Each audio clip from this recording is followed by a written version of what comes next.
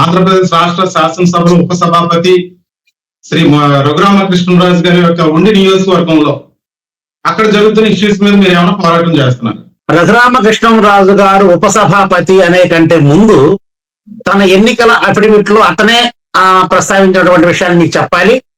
నా మీద 22 క్రిమినల్ కేసులు ఉన్నాయి, అందులో 11 కేసులు ఎస్సీ అట్రాసిటీ కేసులు ఉన్నాయి. 947.60 కోట్ల రూపాయలు అంటే దాదాపుగా 950 కోట్ల రూపాయలు బ్యాంకులు నేను మోసం చేసినట్టుగా బ్యాంకులు నా మీద సిబిఐ దర్యాప్తు జరుగుతూ ఉంది బ్యాంకుల కోరిక మేరకి. కాబట్టి నేను 22 కేసుల్లో ముద్దాయి, 11 ఎస్సీ అట్రాసిటీ కేసుల్లో ముద్దాయి, అదేవిధంగా 1000 కోట్లకు దాదాపు 1000 కోట్లకి బ్యాంకులను మోసం చేసిన కేసులో సిబిఐ ముద్దాయి అయినటువంటి రఘురామకృష్ణరాజు గారి గురించి మాట్లాడుకుందాం మనం. ఆయన ఉపసభాపతి అనబోయే ముందు ఆయనకి ఇన్ని బిరుదులు ఉన్నాయి. ఈ ఉపసభాపతి గారు ఏం చేస్తున్నారయ్యా అంటే, అంతకు ముందు గవర్నమెంట్ లో ఒకసారి ఆయన కస్టోడియల్ టార్చర్ జరిగింది. ఆయన ఎంపీగా ఉన్నప్పుడు అధికారులు అరెస్ట్ చేసి ఆంధ్రప్రదేశ్ కు తీసుకొచ్చి నన్ను కొట్టారు అని చెప్పేసి, అంటే నన్ను కొట్టారు అంటే ఆయన మరీ చిత్రంగా చెప్పాడు.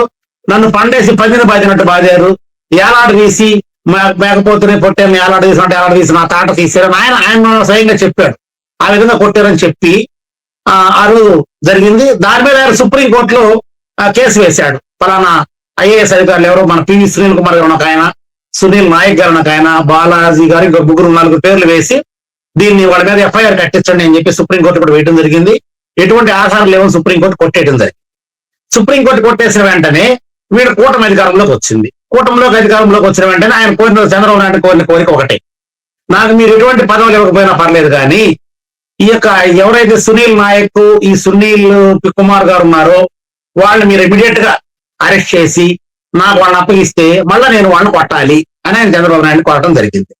దాని కోరిక మీద చంద్రబాబు నాయుడు గారు మళ్ళీ సుప్రీంకోర్టు ఎఫ్ఐఆర్ కట్టను అని కొట్టేసిన కేసుని మళ్ళీ తీసుకొచ్చి దాన్ని ఇప్పుడు ఏదో ప్రత్యేకమైన కమిటీలో సిట్ ఏదేదో వేసి ఆ సిట్ లో వాళ్ళ దోషులుగా చూపిస్తూ వాళ్ళని తీసుకొచ్చి ఏదో చేయాలన్న ప్రయత్నం చేస్తా ఉన్నారు.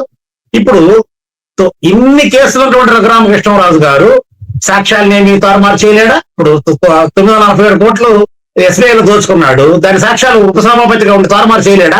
11 అట్రాసిటీ కేసుల్లో ఉన్నాడు, ఇంకో 12 క్రిమినల్ కేసుల్లో ఉన్నాడు. వాటిని ఇప్పుడు ఉపసభాపతి అయితే సాక్ష్యాలని తారుమారు చేయలేడా? సో ఆయన ఉపసభాపతిగా ఉండొచ్చు, ఆయన మళ్ళీ అక్కడ స్పీకర్ గాను ఉండొచ్చు. కానీ ఐపీఎస్ ఆఫీసర్లను మాత్రం సస్పెండ్ చేయండి, వాళ్ళు సాక్ష్యాలను తారుమారు చేస్తారని చెప్పేసి ఆయన చేత చంద్రబాబు నాయుడు గారు సస్పెండ్ చేయండి. సో చట్టము న్యాయము అందరికీ సమానమైన విషయంలో ఏ విధంగా జరుగుతుందో మనం చూస్తూనే ఉన్నాం. సో దాన్ని బేస్ చేసుకొని రఘురామకృష్ణరాజు గారు ఏం చేస్తున్నారంటే, ఉండి నియోజకవర్గంలో నేను అభివృద్ధి చేస్తున్నాను, ఈ నియోజకవర్గాన్ని అద్దంలాగా తయారు చేస్తాను అనే ఒక పేరుతోటి నెపంతో 30-40 ఏళ్ల నుండి ఎక్కడో కాలువ కట్ల మీద బంజరు భూముల్లోనో, గ్రామ కంఠాల్లోనో, లేదంటే ఈనాం భూముల్లోనో, అసైన్ ల్యాండ్స్ లోనో ఇళ్ళు వేసుకొని, అంటే వాళ్ళు కాస్త కూస్త సంపాదించుకుని ఒక రకమైన బిల్డింగ్లు కూడా కట్టుకున్నారు. పాపం 1 లక్ష, 2 లక్షలు, 3 లక్షలు పెట్టి ఒక 2 గదులు ఉండే బిల్డింగ్లు కూడా కట్టుకున్నాడు. అటువంటి ఇళ్లని నిర్దాక్షిణ్యంగా దాదాపుగా వేలాది ఇళ్లని అక్రమంగా కూల్చేసిన ఘనత రఘురామకృష్ణరాజుది. దాని మీద అదేంటి అని ఈ రోజు చంద్రబాబు నాయుడు గారు కానీ, లేదా ఉప ముఖ్యమంత్రిగా ఉన్నటువంటి పవన్ కళ్యాణ్ గారు కానీ, సకల శాఖ మంత్రి అయినటువంటి లోకేష్ బాబు గారు కానీ ఈ రోజు కూడా ఎక్కడా మాట్లాడలేదు. సరే, ఆ ఇళ్లు కూల్చేస్తే కూల్చేశాడు. ఒక వరుసలో ఎస్సీ వాళ్ళ ఇళ్ళు ఉన్నాయి అనుకోండి, వాటి వరకే కూల్చేశాడు. స్కూళ్ళు ఉన్నాయి, వాటిని వదిలేశాడు. అది అట్లాగే పెద్ద పెద్ద ల్యాండ్ లార్డ్స్ అంటే ధనవంతులు ఇళ్ళు ఉన్నాయి, వాటిని వదిలేశారు. పేదవాళ్ళ ఇళ్ళు మాత్రమే కూల్చేశారు. సాక్ష్యం నాకు ఒక అబ్బాయి వీడియో పంపించాడు, నా ఇళ్ళు ఒకటే కూల్చేశారు అయ్యా, ఇదిగో చూడండి వాళ్ళకి ఉన్నాయి వీళ్ళకి ఉన్నాయి చూపించాడు. అది ఆ వీడియో కూడా ఉంది మన దగ్గర. ఆయన ఈ ఇళ్లతో పాటు దాదాపు 19 చర్చిలను కూల్చేశాడు, 4 మసీదులు కూడా కూల్చేశాడు. ఇవన్నీ కూడా అక్రమ కట్టడాలని అని చెప్పేసి. సో అక్రమ కట్టడాలు అయితే ఏమైనా కూల్చేయచ్చు. ఇళ్ళు అయితే వాళ్ళకి మళ్ళా స్థలం చూపించి వాళ్ళకి ఇల్లు కట్టించి కూల్చేయాలి. చర్చి మసీదులు అంటే వాళ్ళు కూల్చేయచ్చు, వాళ్ళు కట్టుకుంటారు, లేకపోతే లేదు. భారతదేశంలో ఉన్న మత సామరస్యాన్ని చెడగొట్టడం కోసం బీజేపీ ఆర్ఎస్ఎస్ చేస్తున్నటువంటి ఒక పక్క ప్రణాళిక ఇది. వాళ్ళకి సగాలు పెట్టం. ఇప్పుడు బీజేపీ రాకముందు క్రైస్తవులు, అదేవిధంగా ముస్లింలు, అదేవిధంగా హిందువులు ఎక్కడ కొట్టుకోవటాలు తిట్టుకోవటాలు ఎక్కడా లేవు. ఎవరు గుడి కావాలనుకుంటే వాళ్ళు కట్టుకున్నారు, ఎవరికి చర్చ్ కావాలంటే వాళ్ళు కట్టుకున్నారు, ఎవరు మసీదు కావాలంటే వాళ్ళు కట్టుకున్నారు, ఎవరి పనులు వాళ్ళు చేసుకుంటున్నారు. కానీ అంతకుముందున్న ప్రభుత్వాన్ని కూలగొట్టి బీజేపీ ప్రభుత్వం రావాలి అంటే ఆర్ఎస్ఎస్ ఎత్తుగడ ఏంటంటే, గత ప్రభుత్వము ఎస్సీని ఓటు బ్యాంక్ గా వాడుకుంది, అంటరానితనాన్ని ఓటు బ్యాంక్ గా వాడుకుంది, పేదరికాన్ని ఓటు బ్యాంక్ గా వాడుకుంది. సో ఇప్పుడు మనమే వాడుకోవాలి, కులాన్ని మతాలను కులాన్ని వాడుకున్నారు. కాబట్టి మనం మతాన్ని వాడుకుందాం, మతాన్ని వాడుకొని మత విద్వేషాలు రెచ్చగొట్టి దాని ద్వారా ఓటింగ్ సంపాదించుకొని అధికారంలోకి వద్దాం అనేది వీళ్ళ స్ట్రాటజీ. ఆ స్ట్రాటజీలో భాగమే రఘురామ కృష్ణరాజు గారి యొక్క యాక్షన్. ఇప్పుడు ఆ విషయమై రఘురామ కృష్ణరాజుని ఇక్కడ నేను గుడి కట్టి తీరుతానన్న విషయమై ఆ రికార్డు పెట్టుకొని రఘురామ కృష్ణరాజు గారిని శాసనసభలో అరానసుడుగా ప్రకటించి ఉపసభాపతిగా తీసివేయొచ్చు. చంద్రబాబు నాయుడు గారు ఆ పని చేస్తారా? అది ఒక స్ట్రాటజీ.